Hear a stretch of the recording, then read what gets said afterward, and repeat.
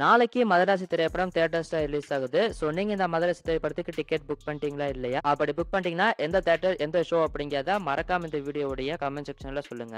So இப்ப இந்த Madrasi திரைப்படத்துடைய inside report அப்படின்னு சொல்லிட்டு ஒரு நியூஸ் ஒன்று கிடைச்சிருக்கு. அதை பத்தியும் இந்த மதராசி படத்தை பத்தி ஒரு சில விஷயங்கள் பத்தியும் இந்த வீடியோல நம்ம பார்க்கலாம். சோ ஃபர்ஸ்ட் இந்த மதராசி திரைப்படம் பார்த்தீங்கன்னா நாளைக்கு ரிலீஸ் ஆகுது.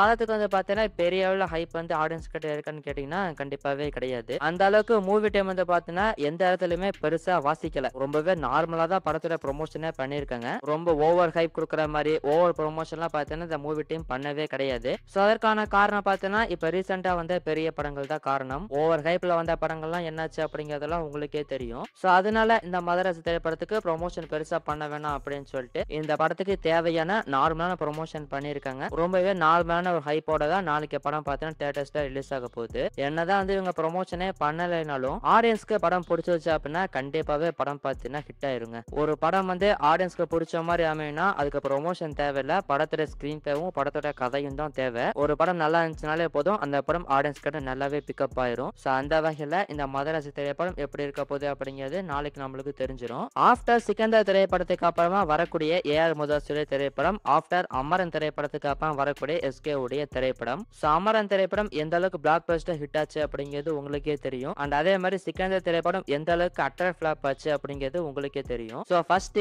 எஸ்கே எடுத்துக்கிட்டோம் அப்படின்னா இப்ப நம்ம தமிழ் சினிமாவிலேயே அதே ஹேட்டர்ஸ் உள்ள ஒரு ஆளா எஸ்கே தாங்க இருக்காரு. சோசியல் மீடியாக்குள்ள போனாலே பார்த்தீங்கன்னா எஸ்கே வந்து பொழந்துட்டு இருக்காங்க. எனக்கு தெரிஞ்சு நம்ம தமிழ் சினிமாவிலே ரெண்டு பேருக்கு மட்டும் தான் இவ்வளவு ஹேட்டர்ஸ் இருந்திருக்காங்க. ஒன்னு வந்து எஸ்கே, இன்னொன்னு வந்து ஆக்டர் சூர்யா. என்ன கேட்டீங்கன்னா சூர்யாவோட எஸ்கே தான் பாத்தீங்கன்னா அதே ஹேட்டர்ஸ் இருக்காங்க அப்படின்னு சொல்லலாம். அந்த அளவுக்கு அவருடைய ஒவ்வொரு திரைப்படம் வரும்போது நிறைய நெகட்டிவிட்டி பார்த்தீங்கன்னா ஸ்ப்ரெட் பண்ணிட்டு இருக்காங்க. இதெல்லாம் ஏன் பண்றாங்க, எதுக்கு பண்றாங்க அப்படிங்கறதெல்லாம் சுத்தமாவே தெரியலங்க. ஆக்சுவலா அமரன் படத்துக்கே கூட இந்த மாதிரி நெகட்டிவ்ல பார்த்தீங்கன்னா ஸ்ப்ரெட் பண்ணாங்க. ஏப்பா மேஜர் முகுந்த் வரதராஜனுடைய ஸ்டோரி இதுல போய் எஸ்கேப் நடிக்க வச்சிருக்கீங்களே, கண்டிப்பா படம் ஃபிளாப் தான் அப்படிங்கிற மாதிரிலாம் சொல்லிட்டு இருந்தாங்க. ஆனா அமரன் படம் எந்த அளவு ஹிட் ஆச்சு அப்படிங்கிறது உங்களுக்கே தெரியும். வேர்ல்டு விட 300 கோடி ரூபாய் கலெக்ட் பண்ணுச்சு. அண்ட் ஆல்சோ ஆடியன்ஸ்க்குமே பிடிச்ச மாதிரியான ஒரு திரைப்படமா அது அமைஞ்சிருந்துச்சு. ஆனா ஹிட் கொடுத்ததுக்கு அப்புறமும் ஒன்னு சொன்னாங்க பாருங்க, படம் பார்த்தீங்கன்னா சாய் பல்லவிக்காக ஓடிச்சு அப்படின்னு. ஆக்சுவலா சாய் பல்லவி பார்த்தீங்கன்னா அந்த படத்துல ஒரு பிளஸ் தான். ஆனா அவங்க மட்டுமே பிளஸ் அப்படின்னு நம்மளால வந்து சொல்லிட முடியாது. சோ இந்த அளவுக்கு எஸ்கேக்கு வந்து பார்த்தீங்கன்னா சோசியல் மீடியால பயங்கரமான ஹேட்டர்ஸ்லாம் பார்த்தீங்கன்னா இருக்காங்க. எனக்கு தெரிஞ்ச ஒரு யூடியூப் சேனல் ஆரம்பிச்சு ஹேட் பண்ற அளவுக்கு எஸ்கேக்கு பார்த்தீங்கன்னா ஹேட்டர்ஸ் இருக்காங்க அப்படின்னு சொல்லலாம். ஆனா என்னதான் நெகட்டிவிட்டி ஸ்ப்ரெட் பண்ணாலும், என்னதான் வந்து ஹேட் பண்ணாலும், ஒரு படம் நல்லா இருந்துச்சு அப்படின்னா போதும் ஆடியன்ஸ் வந்து நல்லாவே படத்தை செலிப்ரேட் பண்ணுவாங்க. அதுவே அவங்களுக்கு படம் பிடிக்கல அப்படின்னா அவங்க அடிக்கத்தான் செய்வாங்க. ஆனா இப்ப எஸ்கே கேட்கிற நிலைமையை பார்த்தா படம் நல்லா இருந்தா கூட அடிப்பாங்க போலங்க. அந்த அளவுக்கு பார்த்தா ஹேட்டர்ஸ் எல்லாம் சோசியல் மீடியால சுத்திட்டு இருக்காங்க. எனக்கு தெரிஞ்ச லைட்டா மிஸ் ஆனாலும் வச்சு செஞ்சிருவாங்கன்னு நினைக்கிறேன். ஆனா எது எப்படியோ நம்ம முன்னாடியே சொல்லிற மாதிரி படம் நல்லா இருந்துச்சு மட்டும்னாலே போதும் ஆடியன்ஸ் இந்த நெகட்டிவிட்டியில ஸ்ப்ரெட் பண்றதெல்லாம் பார்க்க மாட்டாங்க. சோ இந்த எஸ்கேவோட இந்த ஹேட்டர்ஸ் பத்தி நீங்க நினைக்கிறீங்க அப்படிங்கறத இந்த வீடியோடைய கமெண்ட் செக்ஷன்ல சொல்லுங்க.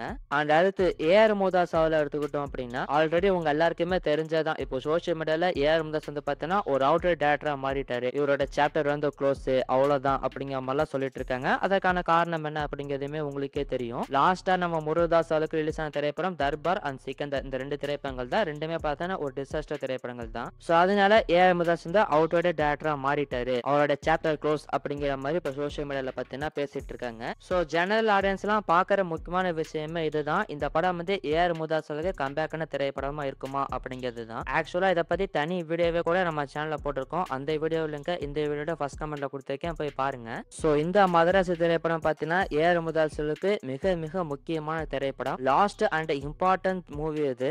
ஏன்னா எப்பவுமே சினிமாவை பொறுத்த வரைக்கும் வெற்றி கொடுக்கறவங்க தான் முக்கியம். எவ்வளவு பெரிய டேரக்டர்ஸா இருந்தாலும் அவங்க தோல்வியை கொடுத்துட்டாங்க அப்படின்னா அந்த டேரக்டர் கண்டுக்கவே மாட்டாங்க. சோ அந்த வகையில ஏஆர் முருகதாஸ் வந்து பார்த்தீங்கன்னா ஏற்கனவே 2 டிசாஸ்டர் திரைப்படங்களை கொடுத்துட்டாரு. சோ அந்த வகையில இப்ப மதராசி திரைப்படம் தான் அவருக்கு இருக்கிற லாஸ்ட் சான்ஸ். சோ இந்த படம் எப்படி இருக்க போகுது அப்படிங்கிறது நாளைக்கு நம்மளுக்கு தெரிஞ்சிடும். சோ இந்த மதராசி திரைப்படத்துடைய கதை வந்து பார்த்தீங்கன்னா 7 வருஷத்துக்கு முன்னாடி ரெடியான ஒரு கதைக்களம் தான். 7 வருஷத்துக்கு முன்னாடி ஏஆர் முருகதாஸ் வந்து பார்த்தீங்கன்னா ஷாருக் கான் கிட்ட இந்த கதையை வந்து நரேட் பண்ணிருக்காரு. பட் அந்த டைம்ல 2 பேருமே நிறைய கமிட்மெண்ட்ல இருந்ததுனால அந்த ப்ராஜெக்ட பண்ண முடியல.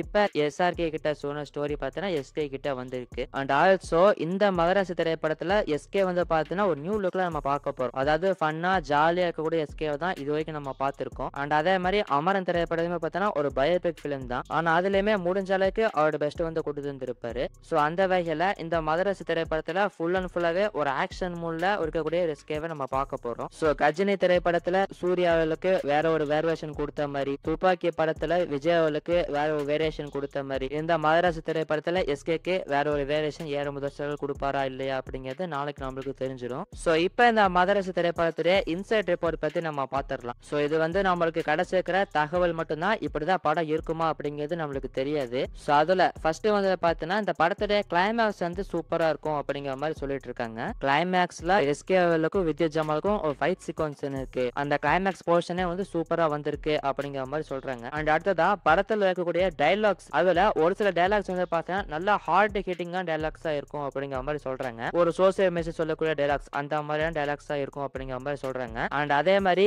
எஸ்கே அண்ட் வித்யா ஜமால் இவங்க ரெண்டு பேத்துக்குமான ஃபேஸ் ஆஃப் வந்து பாத்தீங்கன்னா பயங்கரமா இருக்கும். ஒரு ஹை வோல்டேஜ் ஃபேஸ் ஆஃபா இருக்கும் அப்படிங்கிற மாதிரி வந்து சொல்றாங்க.